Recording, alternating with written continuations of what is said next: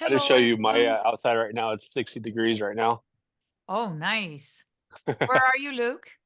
Redding, California.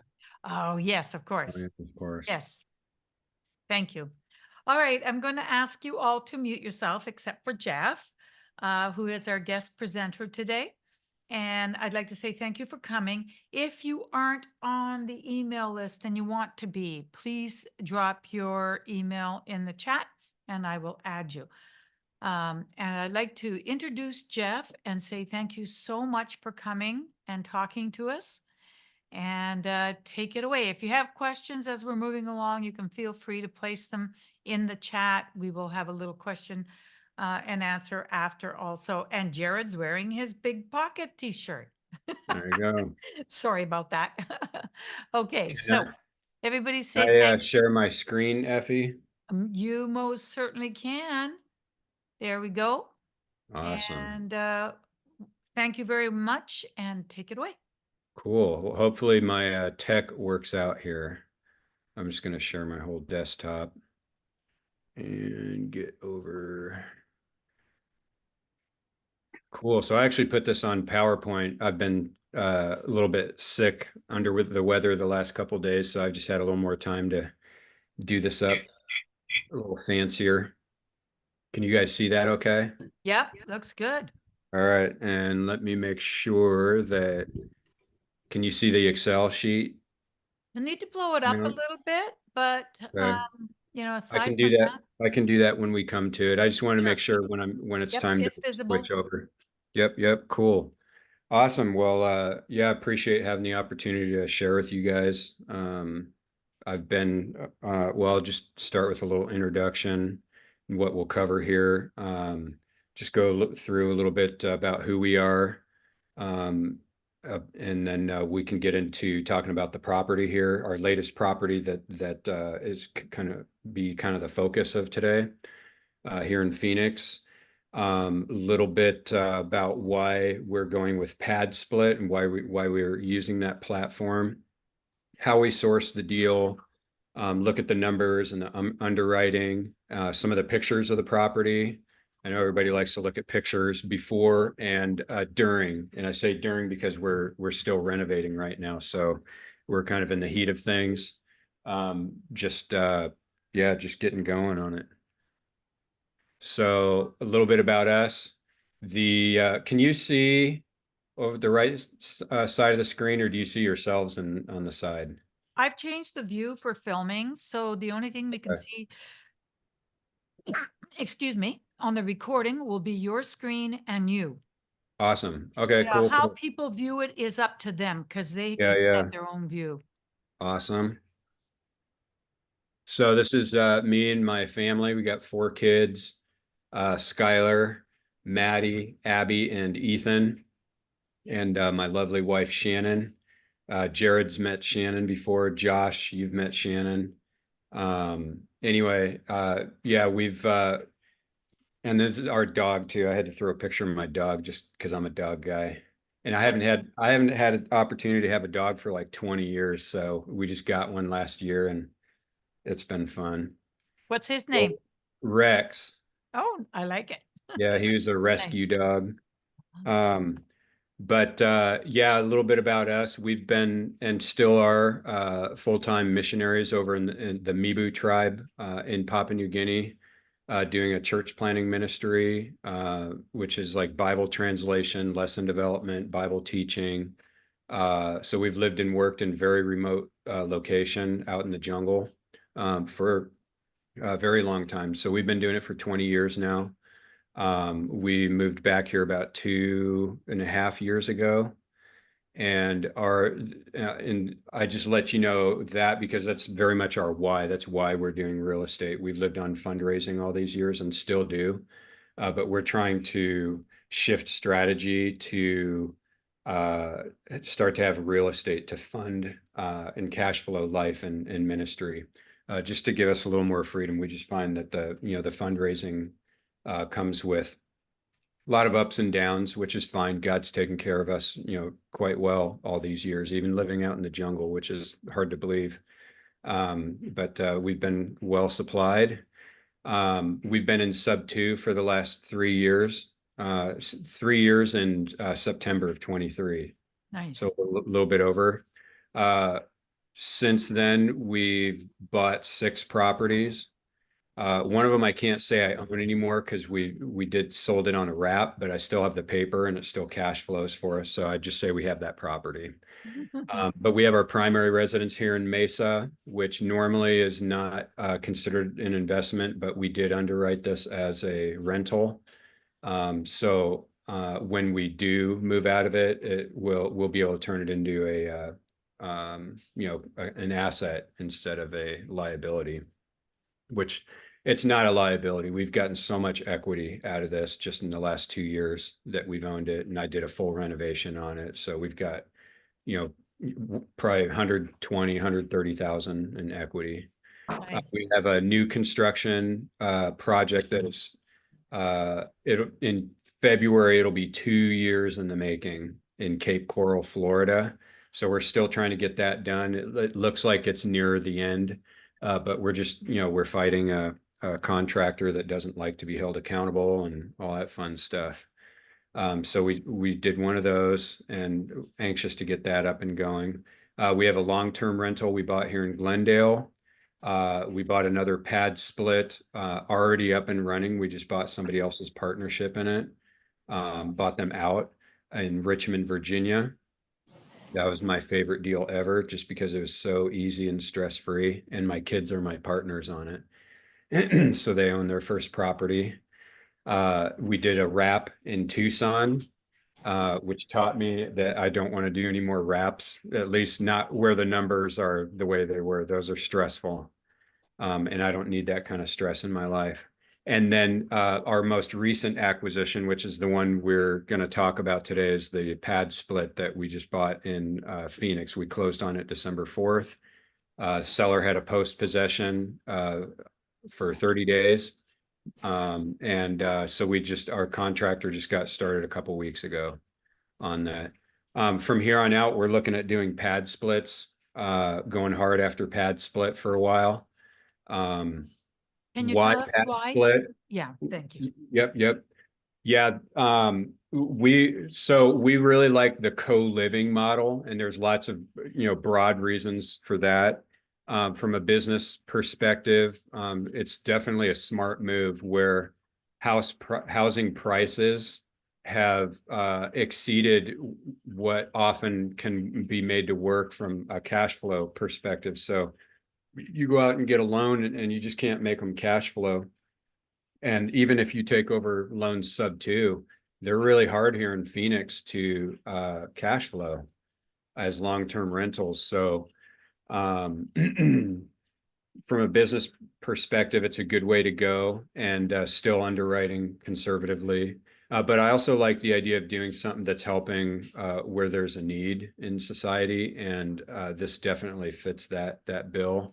It's providing affordable housing and doing so much quicker than these massive apartment builders can do, where we can acquire a house and have 8 bedrooms ready individually, within just a couple months, instead of years of building project and permits and all that kind of stuff. But it gives an opportunity for people to have a safe, quality place to live for about 30% of what it would cost for a typical room rental. But the other thing that PadSplit that often isn't talked about, and I don't know why, because these seem like huge benefits, is PadSplit comes with a telehealth program. That right there. What is that? That's phone calls with doctors.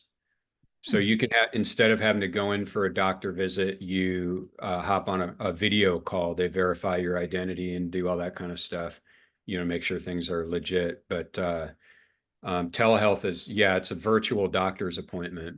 And those are really nice. I've used those before when I know what I have and I just need, medicine. I even know what I need. I just, you can get on with the doctor and they'll have you like show your throat on it's kind of funny, but there's a lot that they can do virtually. Is that So I for the haven't, hosts only, or is it also for the guests? no, The that's for the members? members. Oh, for the Yep, members. Okay. yep, yep. So telehealth, credit boost. So this helps with your credit. I don't know if they report it. I don't know the details of that, but I just know that's what Ray Nunez mentioned as far as the benefits that come with this. Job placement. So I guess they can help with job placement and payment extensions when you're having a hard time. I know in our Richmond PadSplit, we've had to do payment extensions quite a bit for people. And doing that tends to keep them around longer when they are actually able to pay. And so far, all of them have when we've done extensions. But and some of them are perpetually in a place of extension. They're always catching up from last month. And so anyway, yeah, it can get kind of weird sometimes, but those are just some of the benefits. It's all that put together adds a lot of value to people who are otherwise struggling to find housing. So this is a little bit about the property that we just bought, our most recent acquisition, 5502 West Roma Avenue. It's in West Phoenix, a place called Maryvale. A little bit rougher part of town, but not quite a war zone. If it's C class all the way. If you drive up and down the street, you'll see there's a relative pride of ownership, people out working in their yards and stuff, but it's definitely C class. Lots of multi-gen families with lots of cars parked out on the street and stuff, which is perfect for PadSplit. And it's a 1,900 square foot house built in 59. I might be a year or two off on that date. I meant to look it up and I forgot. It's a 5-bed, 2-bath. Purchase price was 354. If you look it up, it shows 334, but there's some weird stuff we did in title that made it show up on public records as 334. And it's got an ARV of 410 on it. And you can see the floor plan. I just threw that up. This is the as is floor plan here. I don't know if you can see my mouse cursor. Yes, we can. Okay, so yeah, here's the front, the foyer, dining area, kitchen, living room. We're going to be able to modify this place into an 8-bed, 3-bath without touching any of these and without touching the garage over here, if you can believe that. Oh, you have to show us. So yeah, the layout was just really optimal for being able to do a relatively easy conversion and one that is still conforming, which I really like because if we do have to pivot to do something else, I'm not going to have to demo any walls to make that work because we still have those common living areas there. That's good. Yeah, so a little bit about how we sourced this deal. I've done all kinds of stuff in my time in Sub 2. When we joined Sub 2, we were still over in Papua New Guinea, and I used to wake up earlier in the morning and respond to, I was doing texting and virtual driving for dollars, which I don't recommend to anybody. It's horrible. And it's not a good lead gen. Everybody was talking about it in Sub 2. Anyway, that's a whole different subject. But I've done the virtual driving for dollars. I've done real driving for dollars, which is actually very good lead gen. I've done the texting platform, direct to seller. I've done all that myself. It's very time consuming. And so I've done cold calling. Um, the and so what I've ended up landing on that I like doing a lot is just interacting and networking with wholesalers. And so this is my friend David Smith um, and his girlfriend Mia. They've been part of our real estate meetup that we host. Used to be every week at WeWork, and now it's shifted. I think we're going to do once or twice a month at Bean Chain here in Mesa. I don't know which of you might be here in the East Valley, but that's a meetup that we do pretty regularly. And that's where I met David, and he was brand new And we've just been, with him through his whole growth as a wholesaler. And he does door knocking. I've helped him underwrite deals. So I was always, making sure that I'm bringing value to him. And I try to bring value to people, whether they bring value to me or not. I know a lot of times if I don't bring value to somebody and I'm approaching them, it's pretty often they won't give me the time of day as a beginner. And so I wanted to make sure that I was, providing value regardless of whether or not they're able to provide value back. And in this case, once David he's actually quite good at wholesaling, then he was able to bring deals to me. And we have such a relationship now that when he gets a creative deal, I'm the first one he brings it to. So I get first eyes on a property. But yeah, David and Mia, they're good people, and they know we care for them. And I know they care for us. And so we just have a good relationship that way. And that's what I focus on. That's where I try to, get my deals through, is just interacting with people that I have real relationships with. That means I have a lot less of those relationships, but the ones I have are deeper, and they're real, they're genuine. And then this other guy here is my funding partner, and then the notary, and I can't remember her name, but I've only met her once. But that's Tom. He was my funding partner, or is my funding partner on this deal. So that's us signing. Is he also in sub two? No, he's somebody I know from my church, and Nice. he's also a missionary in very similar circumstances as us.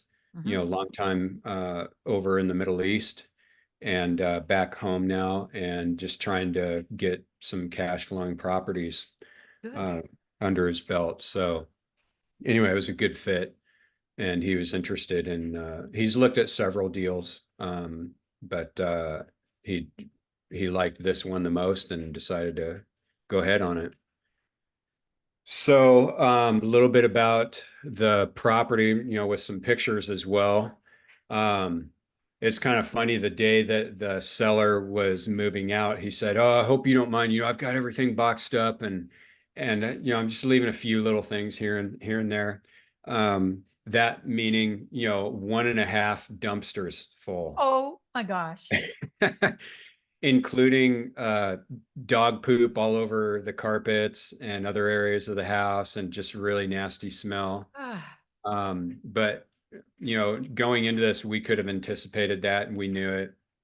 He's a pretty severely disabled guy. He had some live-in help. I believe they had a little bit of a falling out about a couple weeks before he had to be out, and so he was more on his own, and with his dog and stuff. I mean, if you could have seen the pictures from 2-3 months ago when David first got this lead, you're like, that's not too bad of a place. And it just very rapidly deteriorated. That's how fast these things can just go down the pooper. And that's why you also need very recent pictures. Yeah. I've been burned on a deal where we didn't have recent pictures, and I just, oh, how bad can it get in, a few months? It can get real bad. So lesson learned. But yeah, you see all the junk in the backyard and on the floors. There's Did you guys hold back any money? Because I've we heard we investors say that, no, you don't get the last amount until it is empty. Or, absolutely. I would never do a seller post possession without a significant holdback. So he had a $30,000 down payment coming to him, which is quite large for this deal. And so we withheld half of it. there you go. Title didn't want to do it, and I said, "Look, there's no reason not to. Typical eviction when it's all said and done is about $7,500 here in Arizona. So 15,000. If we do have to evict and there's damage done and whatnot, that's nothing. Yep. Like, yeah, let's hold back 15K. Yeah. I'm not trying to shaft anybody. Yeah, but you shouldn't have to pay for all of this either. It's bad enough you have to do it. Yeah. Well, we knew, and we told him we would just do the clean out, like just leave whatever, just be out. Okay. Give us the keys. Yeah. So that was all part of the bid from my contractor and whatnot, was doing the clean out. His dog is the one who ripped up the carpets and like just crazy stuff. Um, and then, we had all kinds of interesting stuff post close. He was always battling keeping his mortgage payments up to date, which is why he needed to sell. And he made one last mortgage payment before we closed. And then after we closed, it was returned due to insufficient funds. And so I got stuck with another mortgage payment. But he was kind enough to give a verbal agreement to title to let us take that out of the post the holdback funds. So I didn't have to come out of pocket. And he was pretty reasonable that way, even though he initially was opposed to it. So yeah, a little bit more, so these are some of the pictures from several months prior to closing. You see it looks, Wow. Very much more presentable, but I'm telling you, I went in there, I was like, oh my gosh, the smell, in this bathroom here, it had overflowed and it was like dried crap water on the floor and just is nasty, just so bad. This cabinet was, broken, one of the drawers. So we ended up, deciding to replace this cabinet, even though that wasn't initially part of our plans. But yeah, it just gives you an idea, what the property was looking like. The kitchen's actually in pretty good shape. So we're just keeping that as is. Uh, so yeah, we'll talk a little bit about why this property works as a pad split, what I'm looking at, when I underwrite it. I can show you my property analysis on my spreadsheet, and then just give you a quick summary, of the numbers when we're done. So we're gonna hop over to Google Maps,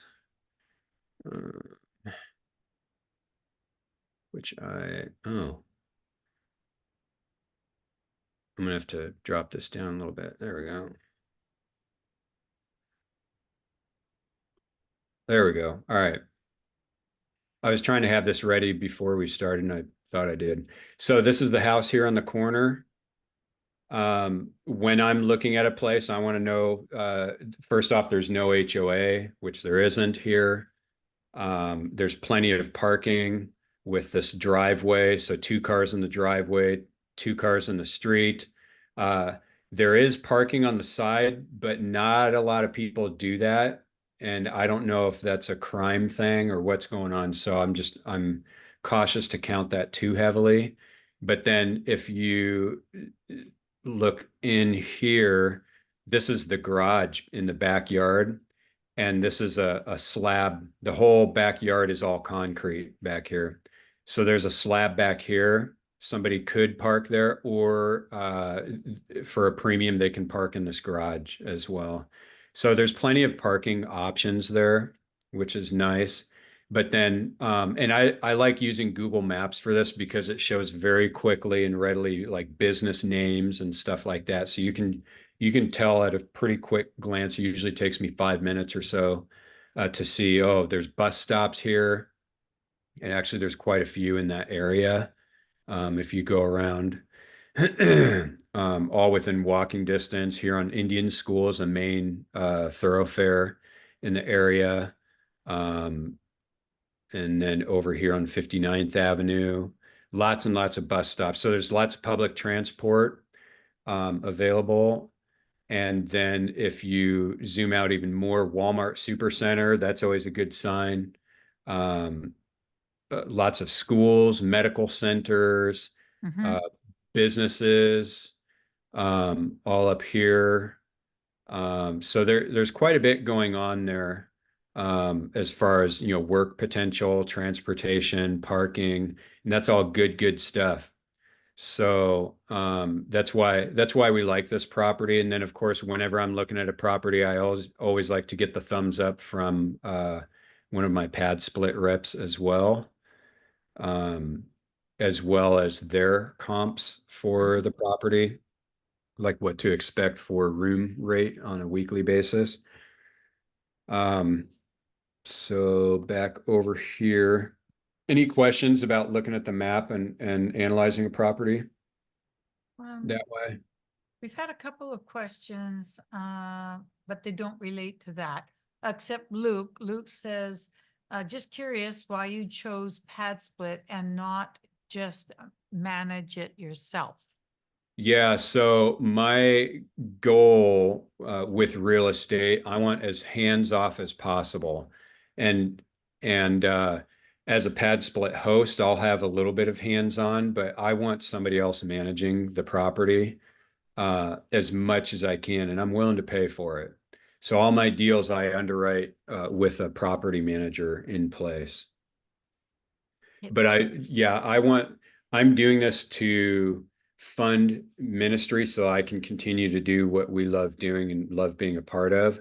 And if I'm having to manage all these properties, uh, then that's going to take me away from it. And even with just these 6 properties, I feel like, man, I need to hire somebody to do admin stuff and make sure the mortgages are all paid. As much as I have all that stuff on auto, even just 6 properties, I'm feeling overwhelmed a lot of times. So that just, that's gives you a little bit of insight. I don't know how other people are doing with more properties, but surely they have somebody handling the admin side of things, bookkeeping and Yep. making sure payments are in the right place, the accounts are funded so that ACH Mhm. draws can happen and all that kind of stuff. So Yep. yeah, I'll show you how I underwrote the property here. Um, there we go. Can you guys see this okay? Yes. All right. Effie, what about Yes. you? You were asking for It's it to be a little. okay. Yeah, it's okay. Okay. This all fits on one screen right now, which Yeah, is that's what I convenient. realized, and that's fine. If you use your pointer, you'll get us around. Yep. So this is my own underwriting sheet. There's nothing sexy about it. It just gets the job done. It is what I use to communicate with my funding partners or anybody who's interested in the deals that I'm doing. It's always changing and evolving. Um, but over on the right-hand side here is my where I keep track of my entry fee or projected entry fee. And so you can see on this property, we had $30,000 cash to seller. There was I put it in arrears, but it's actually this $11,200 was a an interesting memorandum that was found to be on the property once we opened up title, opened up escrow. And if you guys have heard of MV Realty and those 40-year listing agreements that they were doing, Oh, no. this was one of those. So they had a 40-year listing agreement, which for which they put a memorandum of interest on public record. So when we opened up title or opened up escrow, they came back and said, "Hey, title's clouded. We need to deal with this."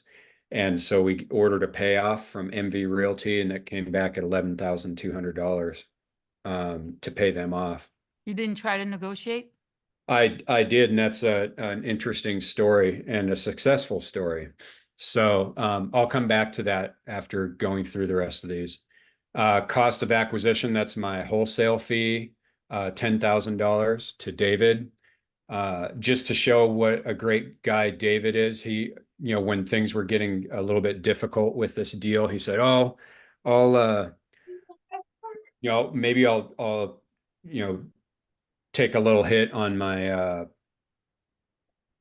wholesale fee, just to make this work." And I told him, "No, you keep your wholesale fee, dude, because he works hard for that stuff, and he's got other people to pay, and if just as a indicator of David's character, this seller he's been working with for months, and he's shown up and spending half the day or more helping him with his disabilities, taking him to the medical centers, helping him with his dog, all that kind of stuff. Like David like he's a go-giver. He's concerned for this guy. It's way more than I would have been able to give. And honestly, I'm not sure I would have cared that much. But so David's a solid dude. If you have a chance to know him, he's a good guy. Closing costs, I always estimate about 3,000 here in Arizona. Renovations, we had our bid from John at 54,000. I always round up. Always round up with the renovations. And if you don't think you're rounding up enough, go up more. Like that's what I've learned. And you'll see down here, I actually put a little bit of a buffer in there, a margin as well, just, to make sure we have some room for error, additional things that come up. Maintenance and holding costs, I figured about 4 months. And for this, it's about $9,200 with utilities and all that kind of stuff. 8,500 for furnishings and 1,200 for a TC. And I loved having a TC on this deal because it was messy. It was a huge pain. There were a lot of things going on with the paperwork and with title, the escrow officer and things they wanted to do. And it's just, I was very thankful to have Perla Argyle doing my transaction coordinating on this. So altogether, we're looking at 132,000 for this, which is unusually high. But again, in talking with my funding partner and other aspects of this deal, he liked it, and he was happy to move forward on it, and still is. And so that's what we're doing. Usually, I would not be, once we get 70, 80, $90,000 total, in cash, capital outlay, I start getting kind of squeamish, as do most funding partners. So, but his returns are really good. He's looking at a 13 to 18% cash on cash on this. So, and that fits his goals really nicely.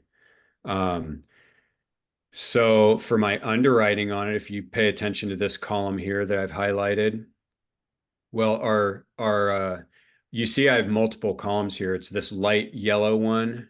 Let me get out of that. That's what we expect to have happen. And the blue is if we're able to push things to a premium. And then the dark yellow over here is a poor performer, which I consider 85% of the revenue of the light yellow.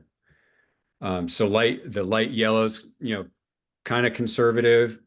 The dark yellow is quite conservative. And you can see down here, the bottom line is it still cash flows pretty nice and still gives an acceptable cash on cash return to my funding partner.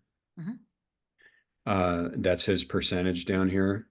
But the things that I keep track of, for those who may or may not be familiar with underwriting PadSplit, there's a few things you do when you're underwriting it that are a little bit different than underwriting a single family home.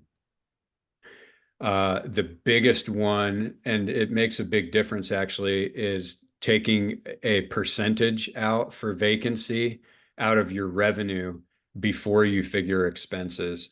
Because with a single family home, when you're underwriting for vacancy, you're saying, hey, for 4% in Phoenix, it's 4% average here in Phoenix. So I take 4% and I put that in a savings account for when that house is actually vacant. Because when my tenant moves out, I have a vacant house. It's not bringing any income. So I want that money in savings. But with a PadSplit, you're not having a vacant house. It's more like an apartment situation where I just have a percentage of vacancy in there. And it makes a big difference in your underwriting in the bottom line when you take that vacancy percentage out of your expenses and put it out and take it out of your revenue before you figure your revenue. So that's one difference that you do with PadSplit, and something I would recommend just making sure whatever spreadsheet you're using takes that into consideration, because it can affect your numbers pretty wildly, actually. So is that what PadSplit recommends? Well, how did you decide to do that? Well, I've underwritten multifamily before, Mhm. and that's pretty standard, for multifamily underwriting. Okay. And when I was looking at this, yeah, it comes down to I'm not going to have a vacant property. I might have 50% Yep. occupied or 75% occupied or something, but it's very, very, very likely not ever going to be completely vacant. So my numbers need to reflect that. And my decision to go with that came with just messing around with a spreadsheet and just kind of realizing that because the numbers weren't looking too great on this one initially. And then I was just thinking about it more and I realized, you know what? I'm not actually taking that money out and putting it into a savings account like I would with a single family. It's actually just coming off the top, the revenue line. So I moved it up there and I was like, whoa, that really makes a big difference on the cash flow, the net cash flow. So not considering that part of your expenses, but considering it part of your revenue pro forma numbers. So then under that, this is our PITI. We bought this house subject to. Technically, if we want to get technical, it was an exact wrap on an agreement for sale because it was a VA loan, but it's a 3.25 interest loan that we have. So with no balloon. So that's nice. We've got 28 years to pay on this at that nice low interest rate. So that kind of number right there makes it really easy to cash flow on properties. Usually once you get up, 2000 and higher, it starts to look a little more bleak, but it can still work depending on the area. But 1600 like that is really nice. And then servicing fee, I just consider that part of the debt service. It just makes it easy to keep track of it. And then I always keep track of CapEx. A lot of people, wholesalers and people that you talk to, they talk about, how much property cash flows. Well, that's some wild cash flow. It's like, well, are you considering CapEx, maintenance, this, that, and the other thing? 95% of them don't because they're just wholesalers. They don't think that way. And so I tell them just take 30% off the rent, and that's going to get us closer to the ballpark of whether this actually cash flows. Um, and one thing I forgot to mention is that when I'm underwriting a property, even for a pad split, my baseline needs to be that it will float as a long-term rental. That means it's not going to be negative cash flow as a long-term rental. Mhm. And you can see here that that's the column I have on the far left. Mhm. Yeah, it shows negative 49, but I can make some little adjustments to make sure that that isn't a negative cash flow for us. That's only if it's an emergency. The city of Phoenix says, hey, no more pad splits. We're shutting you all down. Then I can clean the place up and I can turn it into a long-term rental and at least float the boat so we can step back, take a breath, figure out what we want to do, and how we want to pivot. So that just means we're not going to be losing money every month. Yeah.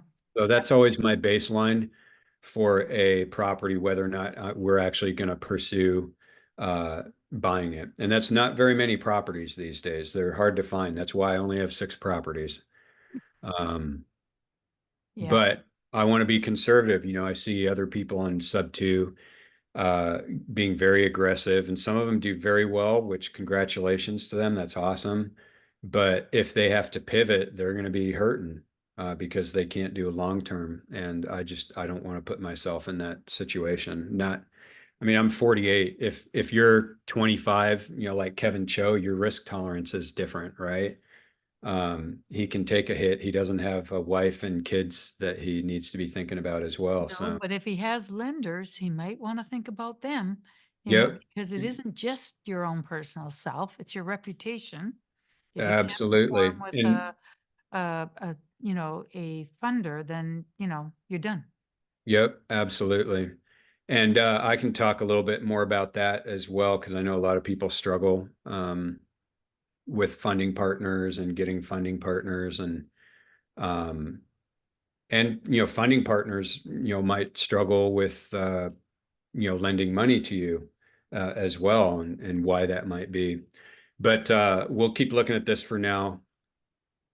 So yeah, I keep track of CapEx, and that is stuff that I take out. That's capital expenditures. That's like big ticket items: roof, foundation, water heater, AC unit, those kinds of things that are in the thousands of dollars, and that have to do with the sellability of the property. That's CapEx. And I take out 3%. Usually for a long-term rental, I'm at 5% for those. But with the higher revenue of PadSplit, we dumb it down a little bit to 3%, and it's still sufficient. So 3% for CapEx, 3% for maintenance. I throw in $100 a month for replacement of furniture, which might be excessive, but we'll just kind of feel that out. That's only $1,200 a year, and I just think, how hard are people on furniture? And the furniture we're buying isn't, the best high quality stuff in the world. So Yep. I think it's likely, that we're going to see breakage and wear and tear. Landscaping, that's probably a bit much for the landscaping that we have there. But I'd rather be pleasantly surprised than not. There's no HOA, no pool. Utilities, I put as at an average of 400 a month, which in Phoenix, I think running the AC during the summer with 8 people in there would probably be like 550 a month. And during the winter months could be as low as 250. So averaging all that out, I'm trying it at 400, thinking that that's reasonable. Insurance, 112 a month. Internet, I'm locked in for 2 years at 65 a month. There's been some people who question, what internet speeds should be there. I just got lucky and called Cox. They're the cable internet here in the Phoenix area. When they were doing some flash sale. So I got locked in at 1 gigabits per second, unlimited for $65 a month for 2 years, which is very good. That's usually like $180 a month for that. And then a cleaner, when I have a cleaner going once a month and just clean the common areas. Property manager, here in Phoenix, there's Habu. That's Stephen Hunt. He's in sub 2. Habu Property Management. They'll do a flat rate for PadSplits of 200 a month, which is fantastic, rather than a percentage. Because if you think about that, taking a percentage of a high revenue producing asset, they end up really cutting into your cash flow that way. 10% would be $710, $7,200. Not 7,200, $720, in this case. What does So to it have a do flat, for 200? What does Habu offer for property management? yeah. So when I hire them, they're taking over management of the asset. So it's kind of like a long-term rental. If somebody calls and says, hey, the toilet's plugged, this, that, and the other thing, faucet's broken, AC's not working, they're gonna handle all that. They're gonna connect with me if it's a bigger ticket item. I believe, and Jared, you might have a better idea of this since you're actively doing this. You're using Habu, right? I tried to. No, I haven't. I'm not self-managing, so I'd like to, but It- Okay. pinged Is, him a couple times. is Habu his first name or last name? Habu is highest and best use. It's an Oh. acronym. Yep. Thank you. Yep. But I like Stephen Hunt. He's partnering with so he partnered with my property manager on my Glendale house, who I also like. His name's Drew. and they joined forces and started Habu. So I shifted all, my Glendale property, and I'm going to be putting this one with them as well. And there's things about it that I'm going to be learning, like what exactly are they doing as property management? Are they going to meet members, new members at the door and show them the code and that kind of stuff? Or I have my doubts that they're going to do that, but we'll see. The idea is get this thing going and just Yeah, you're testing it. Yep. along the way. Yep. And then of course we keep track of the PadSplit fee, which is about 15%. They recently restructured their fee, and I do not have in this spreadsheet the adjustment for that, because at this point I know the numbers are similar if we can get our member stay to average 6 months or more. And so at this point, I'm not spending a lot more time on this spreadsheet. I'm just focused on getting the asset performing. And we're just going to see. I don't know how I would adjust for their new fee structure. For those who don't know, the new fee structure with PadSplit, they take the first 10 days of revenue. And then after that, they are doing, what is it, Jared? 8%? Yeah. Yeah, but there's a thing there. I'd heard February 1st, but I just talked to Ellis today. They said if you onboard before May 1st, you can still get the old structure. But yeah, it's 8% in the first 10 days they take for new. Okay. Yeah, so anyway, that's the new structure. And so it means PadSplit takes more up front, but it does push us to do whatever we can for longer member stays, which I think is healthy anyway. But there's other questions with that, but we're not going to get into that today. I did forget to talk about our room rates here. I just went in at 200 a month for the regular rooms, 220 for a premium, and 240 for ensuite, which is more of a premium.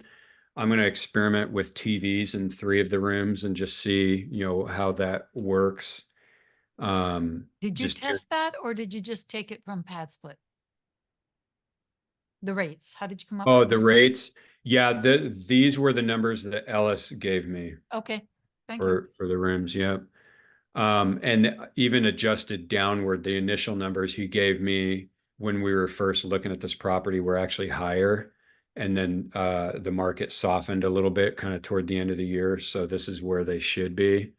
And I'm going back and forth on this, but so my partner on the Richmond property, he shoots high whenever he introduces his new properties. And so all of our rooms on the Richmond property are at 137% of market average, and it performs very well. So he goes in high and only adjusts downward if they're not renting, after a certain amount of time.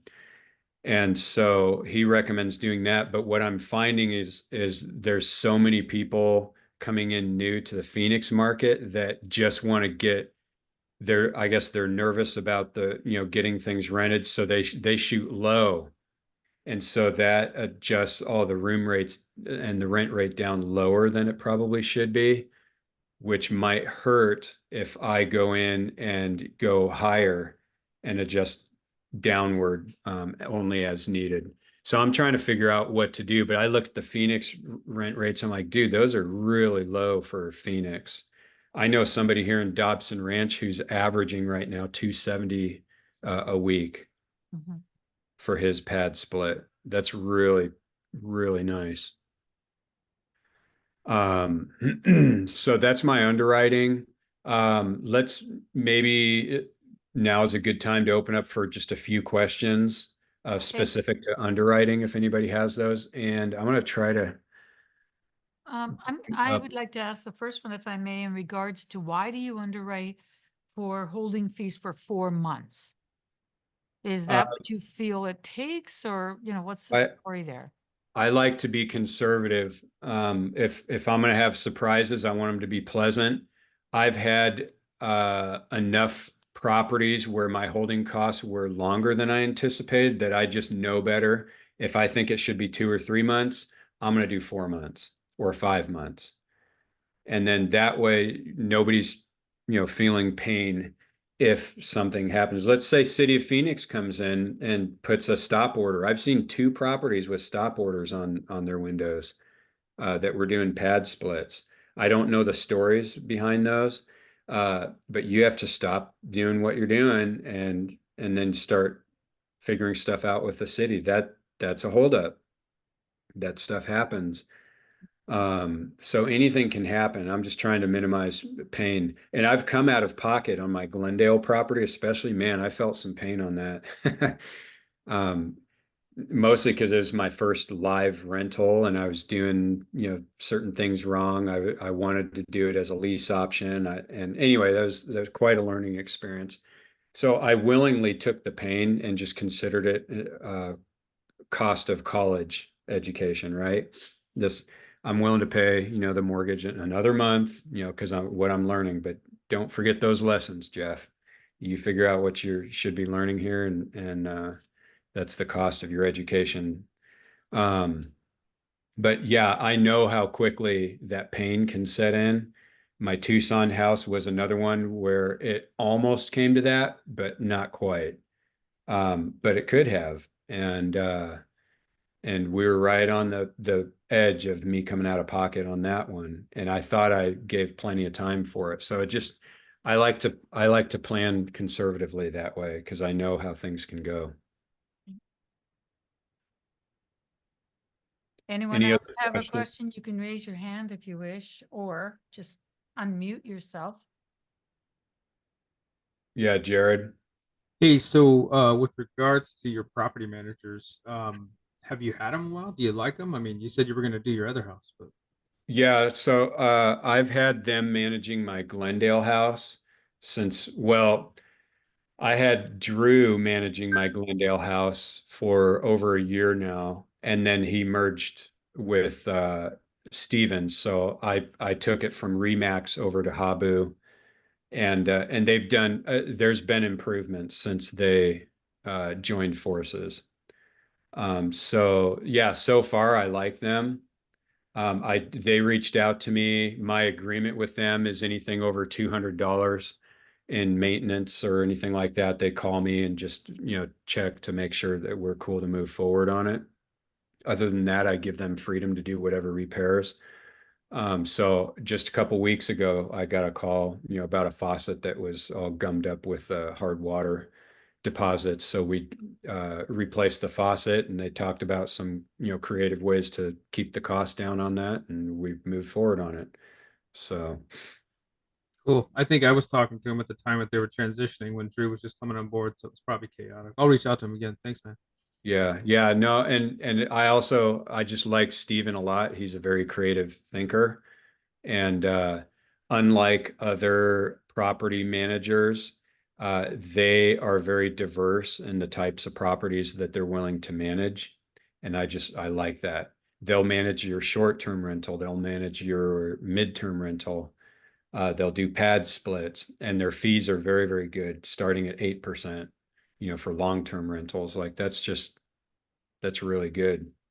So Kate is asking a question about if you happen to know what PadSplit's policy on buildings that are currently bed and breakfast. Do you I guys, don't know anything about that. Or Jared, like you heard anything? Airbnb. No, they wouldn't be Airbnb. They'd be bed and breakfast. In other words, they're set up as bed and breakfasts, Yeah. which is a little bit different than Airbnb.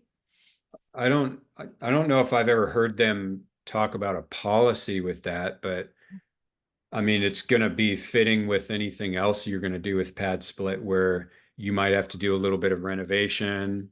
Your furnishings, might need to be adjusted a little bit. You might have to do some little things like make sure that there's a smoke detector in each room and, your typical, rental kind of things that you have to do. What do you know about that, Jared? Not much, other than just the guidelines that they provide. So if it was previous in Airbnb, I would imagine you'd have a lot of the stuff ready. You just have to fit their guidelines. They do have some safety things like fire extinguishers, and there's some Yep. highly recommended things that you may or may not have in an Airbnb. But I would think you'd be, you know, a good percentage along the way if you're already doing it that way. Yep. And I've seen some pad split properties here in the Phoenix area that are clearly Airbnbs that just transitioned and they did not want to do the renovations, adding the rooms. They just took their 4-bed, 2-bath and turned it into a pad split just to level out their income. So I'm not sure how those properties are doing as pad splits. What I find is that there's a tipping point, and it's usually at about the 6-bedroom mark, at least here in Phoenix, but I would imagine anywhere else. The 6-bedroom mark is and above is where you start to cash flow, and anything at 8 beds and above is where you start getting into the really nice cash flow. And every bedroom at 8, above 8, really creates an additional huge boost of net cash flow. Right. Yeah. Melissa and I learned when we were underwriting that it depends on whether it's a red state or a blue state.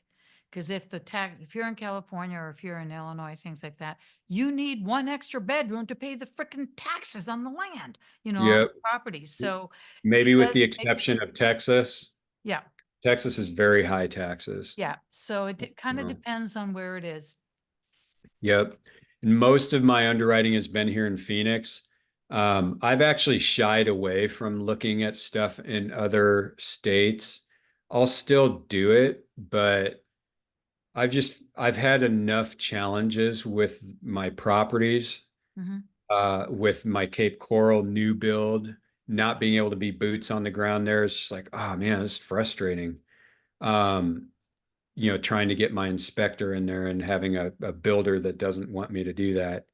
My property, even down in Tucson, all the times I had to drive down there, I asked somebody to go check the property out or do this or that or the other thing.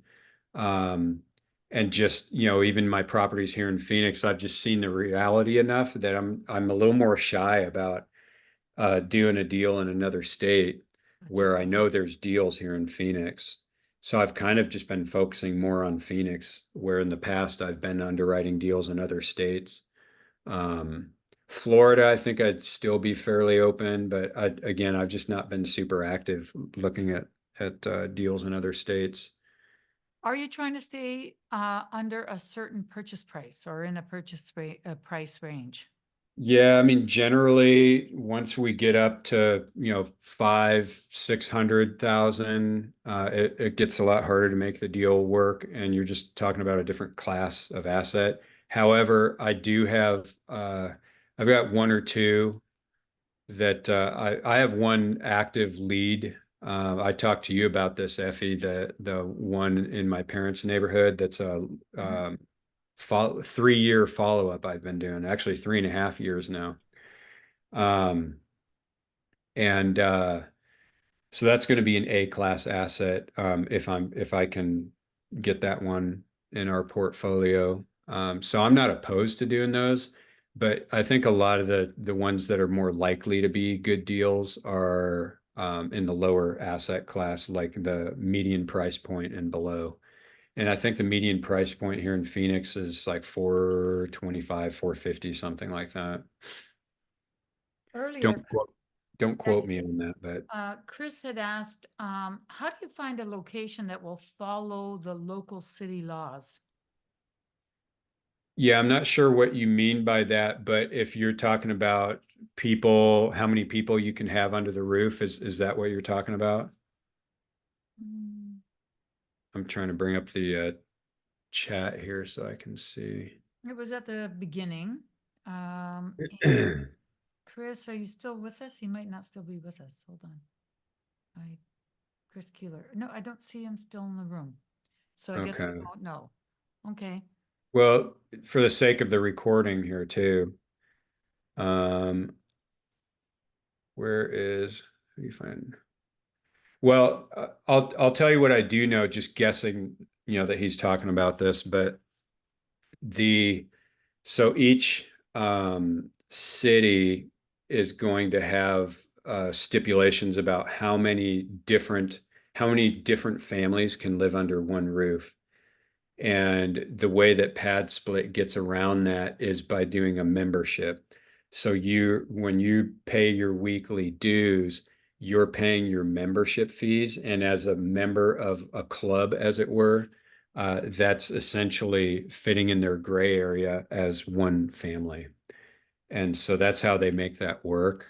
Obviously, if the city doesn't like it, they can clamp down on it. And so we always try to be careful with how we renovate our properties. I actually had a floor plan that would do a 12 bedroom in this house. And we decided not to do that because when the city starts looking at these, that's just obviously um, a problem, Will you show us the floor plan of the one that of how, what it's going to look like? Absolutely, there it is. So this is what we're looking at here. So if you recall from the original floor plan, the only difference that we have is this here was one bedroom, one large bedroom, and this was a patio add-on. So this was one large room here. Okay. Mhm.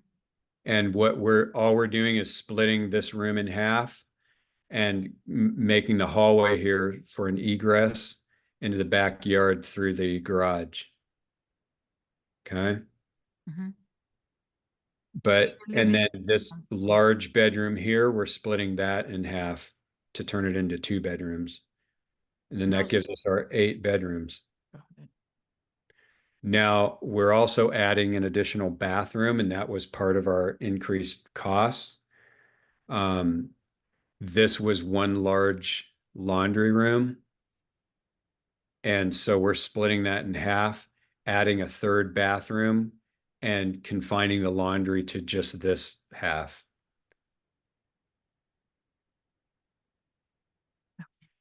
And then out through the garage around the back is a storage closet. And so I'm going to keep this cleaning supplies and that kind of stuff stored in there because I'm going to be providing the cleaning supplies for people.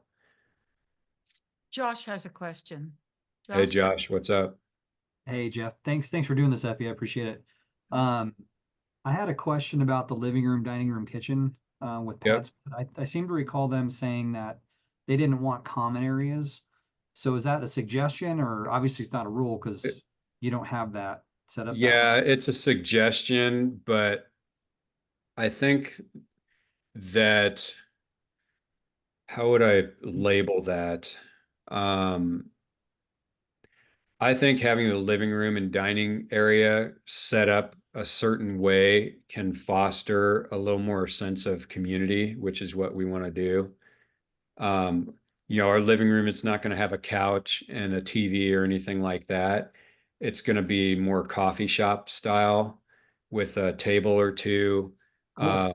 bookshelves and books and cerebral quiet games that where people can hang out and get to know one another a little bit more, but nothing that people are typically going to fight over noise causing devices, and that kind of stuff. So, but I also like keeping the living room because it's still conforming. If I have to turn around and sell this or rent it out, I don't have to demo any of my walls. Yeah, I like this. This seems like a good hybrid Yep. way Yep. to go. So good idea. So again, we could have done this as a 12 bedroom. But man, that's just like packing people in like sardines. And I think any city would look at that and say, you're being a greedy landlord. Well, also you do need to have windows well, I would assume that PadSplit says you have to have windows. And Yes. the living room does not have any windows. And what I Yep. see there, since you've made those 2 additional windows from the porch, Uh, you know, Yep. since you've enclosed that, it eliminates that being able to be made into a room. Yep. But Absolutely. yeah, I agree. Some pad splits have been known as house jails because they don't have any light and they're just rooms after rooms after rooms. Not a good idea. This is, Yeah. you know, like you said, you don't have to take it out. It's more, um, it's important if the city comes in, but also the furniture and that sort of thing that you put in the living room and the dining room will determine whether people want to spend a long time in Yep. there. I think it's smart to put tables instead of couches. Yep. Yeah, I have a cot like a 36-inch round coffee shop style table with stools to put around it, and I'll have a reading corner with a reading light. Something somebody can just sit back and just do some reading. Mhm. We'll provide some books and put it in there, to have a small library as well. And another thing I'm going to try to do is talk to different vendors like stores, anywhere where I might be able to get tickets to leave once a month, or a voucher for a store, or fast food place or restaurant or something that just, if I can provide these little things once a month, or even just every now and then, as often as I can get them, that will just be an added benefit for them. That and just be an extra blessing, make them, help them appreciate living there and being there, help them feel appreciated as well. Right. Is Um, the garage going to be used as a garage? yes and no. One side, the garage door is too small unless you're driving like one of those smart cars. So I'm on the lookout for a bike rack and just, providing a safe place they can park their bikes. The other side, they can park a car. One person can park a car in there for a premium. I don't know what that's going to be yet. If that doesn't work out, I've got some other possibilities, either turning it into storage, even storage that's not specific for the PadSplit members, but maybe rent it out uh, for storage space for anybody. It would require a little bit more renovation there, but those are possibilities that I'm contemplating. But I think the easiest solution is that if they want to use one side for their bikes, motorcycle, something like that, they can do that, and the other side they can park a car in their nice, safe, shaded spot. Right. Josh has another question. Yep. Sorry, I didn't know if you wanted me to raise my hand again, but thanks. So did you have to, do they require you to provide like a mini fridge or televisions in the rooms? I've seen some set up like that. And if so, did you have to upgrade the electrical infrastructure to Yeah, accommodate that extra a load? little bit. So when you have 8 people, they recommend that you have 2 fridges. So I bought 2 fridges. I also bought 2 washer dryer units. And actually, I have a picture of, oh, I didn't put those in. I can show you pictures though. This is some of the renovation going on, by the way. When do you Right. plan on being done? When do you have an anticipated completion? In 3 or 4 more weeks, it should be done. Can't wait to see it. Yeah, me too. I'll have an open house and invite people to come do a Oh, come walkthrough. down. That'd be good. That'd be awesome. Awesome. Hey, Awesome. Jeff, I'll come down for that too. Let me know. Okay, yeah, for sure. Um, so this was that large laundry room that I showed you that's being converted to an extra bath and the laundry. So we had to redo the piping up here for a new water heater. It's just a mess. Um, for the washer dryer, we're having to run one more 220 line over. He said that was a fairly significant cost. Just copper is expensive right now. In the corner of that laundry room was a previous roof leak, which had been patched up, but we wanted to make sure we didn't have mold and stuff going on behind there. So we just gutted all that and made sure we just nipped it in the butt, like really good. So that's why that's all torn up. And it's a good thing we did because there was like an old mouse habitat back in here. There weren't any current occupants, but You charging the mice, Charge Jeff? them extra. yeah, there you go, extra rent. But yeah, we're having to do some stuff under the slab as well for, the toilet and whatnot, which if you look over on the right-hand side, this is in the garage, right? And on the other side of this wall is the bathroom. This was all dug up at some point. So one of the assumptions we made is that, oh, good, they've got sewage, a newer sewage line going over there. We'll just tap into that. Well, our plumber dug down more than 5 feet and found no sewage line. So apparently somebody cut into the slab, dug down to do something, and then changed their mind. There is nothing under that, but it goes all the way out to the main line. Weird. Now we're having to do that. And we hadn't planned on that before. So Weird. right now it's all stubbed out to here, the new bath, plumbing and all that stuff. So anyway, these are just the, little surprises that you look at and you just try to anticipate. You hope you don't have to do it, but some of them you do. You just have to do it. Celeste, Celeste asks a question, where else do you advertise other than the PadSplit site? So Celeste, what you want to do is step inside the shoes of people who are looking for a room to rent. So you should go online and your area and you should, put in room for rent and see what comes up. You're going to see rooms that are available for rent and you're going to see people that are looking for rooms. And like Yeah. Andre said, Facebook Marketplace is a good one. Roomies, going to the locations such as Amazon, Walmart, hospitals, universities, and posting on their bulletin boards. But look and see who's advertising in your area when you act like you're looking, and go to those sites and Yeah. see, how you can add. That's the best idea, I think. And that's PadSplit does all that advertising. Mhm. Now, one of the ways I can save some of my costs is if I do a little bit of my own in conjunction with PadSplit. So PadSplit will do their advertising, but I'm going to try doing my own as well with bandit signs and on Facebook Marketplace. Mm. And any new member who signs up and rents out my room, I'll get $150 fee out of that returned to me, and that'll help me. And I can kick them over to they can sign up to any property, and I'll get $150. So I've found bandit signs are really, really effective. I'm still getting calls on my Tucson wrap from months ago. Mhm. Those signs are still up there and Yep. people respond to those. So Yep.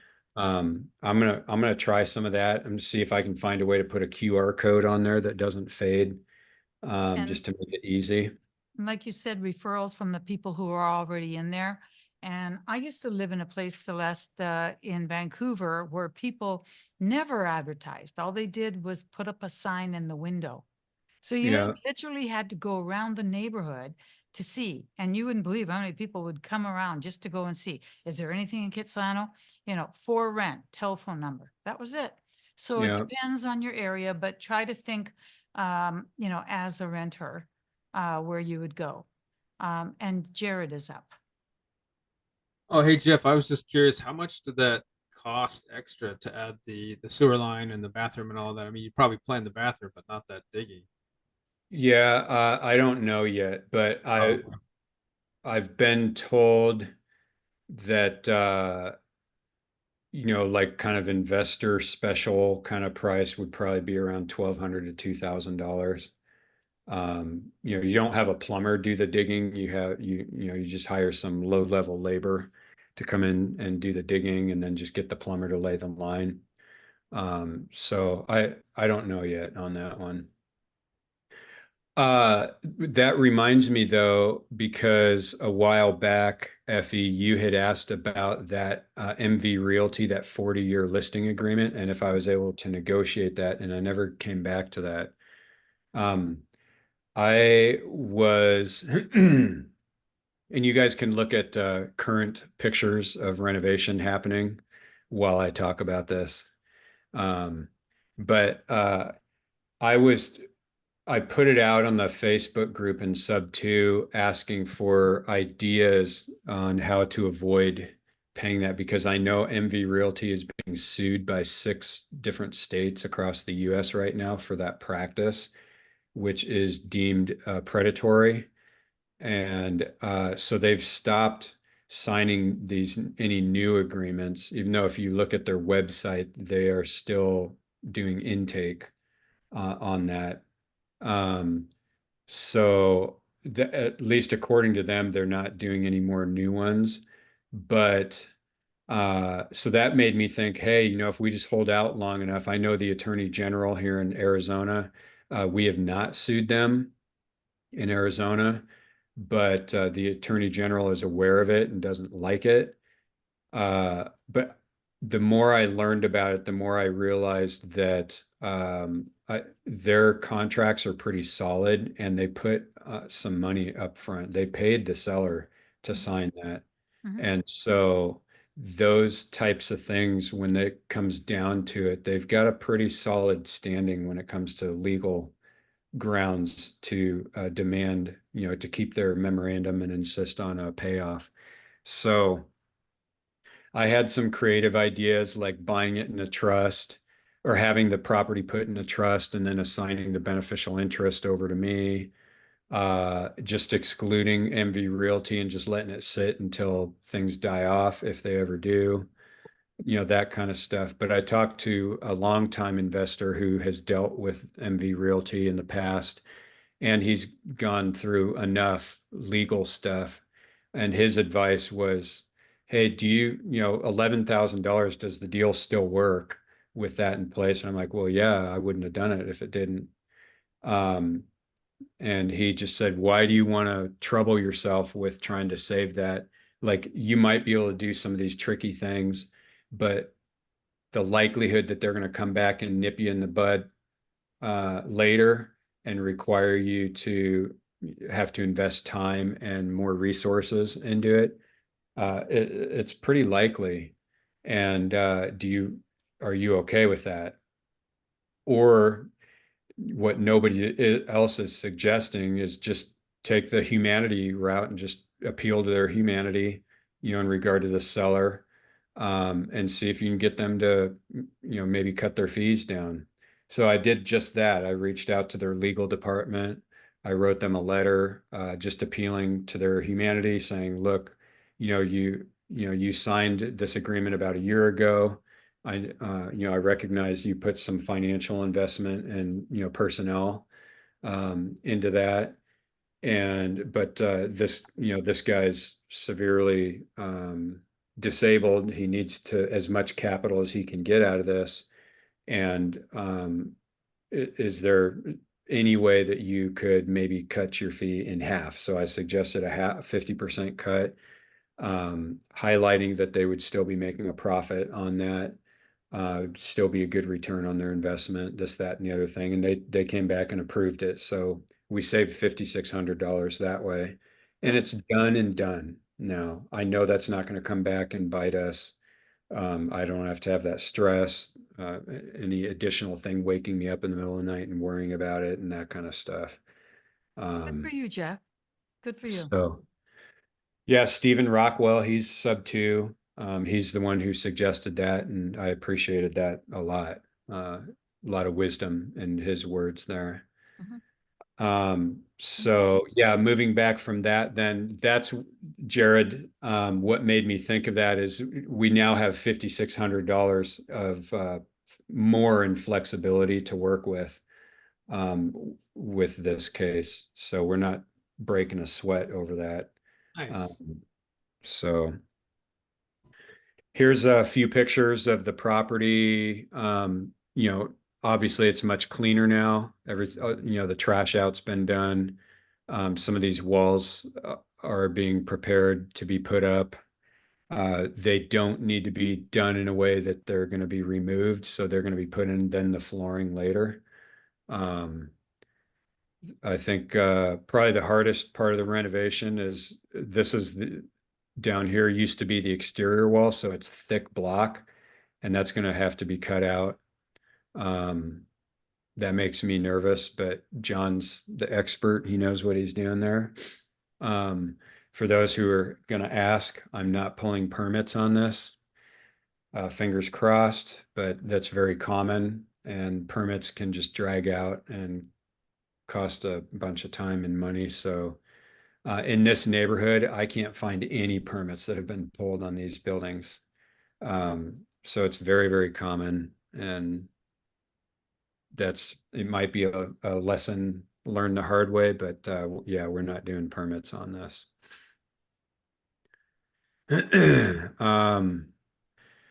Any questions before I move on? Awesome.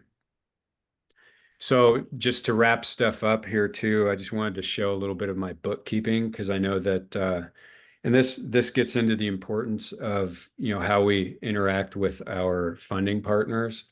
Everything I do, I have a funding partner on right now, and so I hate bookkeeping. Absolutely hate it. It's like pulling teeth to get me to do it. But I do it because my funding partner is my accountability. I know that if I don't, that's going to be frustrating for them. And I can't not do that practice. So this is down to the penny. This is reconcilable with our business checking account. I don't know what the best way to do bookkeeping is. I just kind of figured this. I actually got this from our title companies. When they do a HUD, this is roughly how the HUDs are laid out, and it's just very, very simple. I use Excel.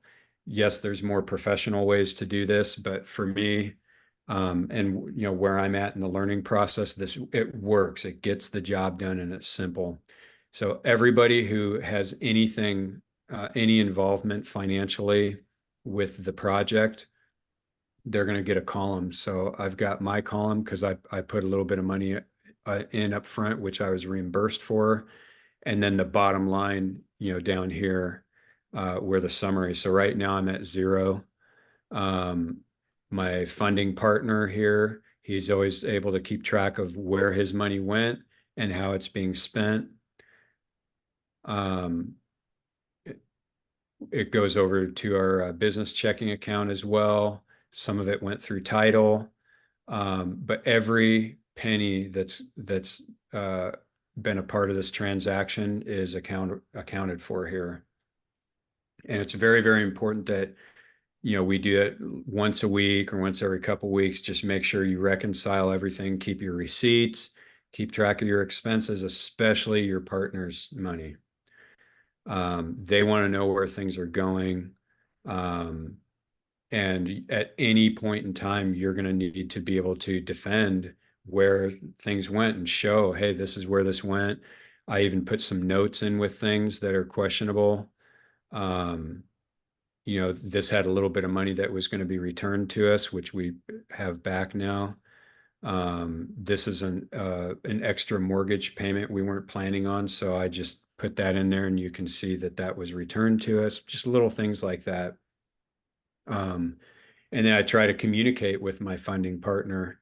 Our agreement is written up in our operating agreement for the LLC. I know there's different ways to do that, but since he is 50% owner with me, then we thought it sufficient. And Melissa, shoot, what's her name? She does a lot of the vetting.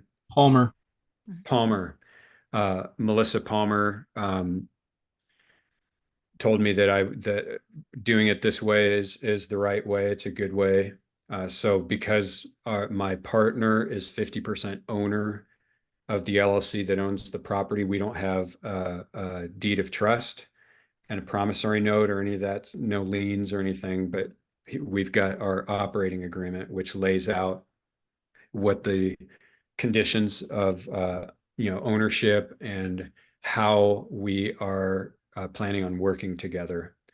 And so one of those stipulations is anything over $2,000, expenditure, that we're going to have a discussion about it first and agree on that before we move forward. Also, in this particular case, he wanted to have a little more control over his money. And so he actually didn't like the idea of sending much of it through title. He wanted to send it afterwards just directly to our business checking account. And I explained to him, I said, well, sending it through title is mostly just for protection. It gives, a full accounting, and there's legal documentation that shows that you sent that money. But if, after knowing that that's what that's for, if you choose to do that, I'm fine with it.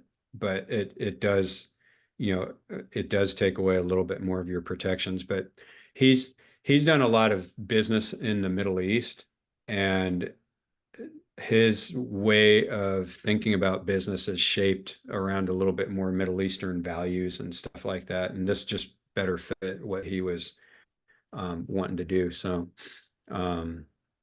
anyway, it works, but it's very important to keep track of your expenses. Before we even closed, I'll show you some these are our furnishings that we bought. I bought these on Black Friday before we even closed on the property. I put, just to take advantage of the Black Friday sales that were going on. And so I put a link to the product and, just this spreadsheet just showing how my expenses were adding up so I could be reimbursed. But I wanted to keep really good track of that as well. So it wasn't just hey, here's my furnishing expenses. I wanted it broken down for when I was asking to be reimbursed. And then I carried that over here. So anyway, to summarize, it's very important that you are keeping track of all your expenses. If you don't, that's going to be very, very frustrating for anybody who's putting money into your project. They want to know where their money is going, what it's going toward. They want to see that things are on track. And you need to be communicating with them at least on a weekly basis. Hey, things are looking good. We had this expense come up, or hey, good news, we saved money on this. Those kinds of things are helpful for them, and give them, a general peace and comfort about working together with you. And knowing that, hey, even though like I'm just doing this in Excel, this isn't the most professional thing ever, but professional on that level is not what gives them comfort. It's the fact that I'm going through the trouble of keeping track of everything. And they know I'm going to do that because I know I'm accountable. And that's very, very important.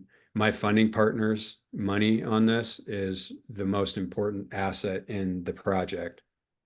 And so I treat it as such. He knows I treat it as such. And everything I do with the communication and the bookkeeping and the management of this project is trying to make sure that I, am showing that his capital is very important on this. So that's why I do bookkeeping, even though I hate it. But I know it's essential. I want somebody else to do this for me as soon as I can find that right person. Shannon is wanting to do it, but I need to train her on it. But yeah, super important when you're dealing with other people's money. They need to know that that you're keeping track of stuff. So that's all I have for this for this property. I did want to, trying to remember, I had a picture. Oh yeah, I had a couple pictures, just for random, those who are interested. These are the fridges that I got. They're upright. Each side has 4 shelves, so I can label, rooms 1, 2, 3, 4 for storage. So each person has a very clear compartment that they can store their stuff in. I got a smoking deal at Home Depot on these, $800 each on clearance. Nice. And they still have the Very nice. warranty and everything. Super simple units. And then the washer dryer units that I got, if I can find those, I got a smoking deal on these as well. Nearly new for 500 each. Great. So those are the washer dryers that we're going to be putting in our Very nice. Are those 110 or two? Is there one of those 220 dryer or is it 110 dryer? they're both 220, Okay. which that's why he has to run an extra 220 line over Right. from the panel. Well, I see that some people have already said thank you. Andre, do you have a question? Yes. I have a question about the private money partner thing. You're saying you're both under one LLC. Did you create the LLC after opening escrow, or did you guys create the LLC before going under contract? Yeah, that's a good question. So the I took assignment of the contract, and then after I knew that I had my funding partner on board, and then we immediately that's escrow is opened, and then before close of escrow is when we needed to get the LLC formed so that we could close in the LLC. That was an interesting thing. We used Prime Corporate Services for that because in the past they were able to get the LLCs formed quick, but there was some kind of miscommunication that happened, and we were like 1 day or 2 days before close, still no LLC. And I had to ride them hard, like many emails, pretty terse words like, "Hey, you get this fixed.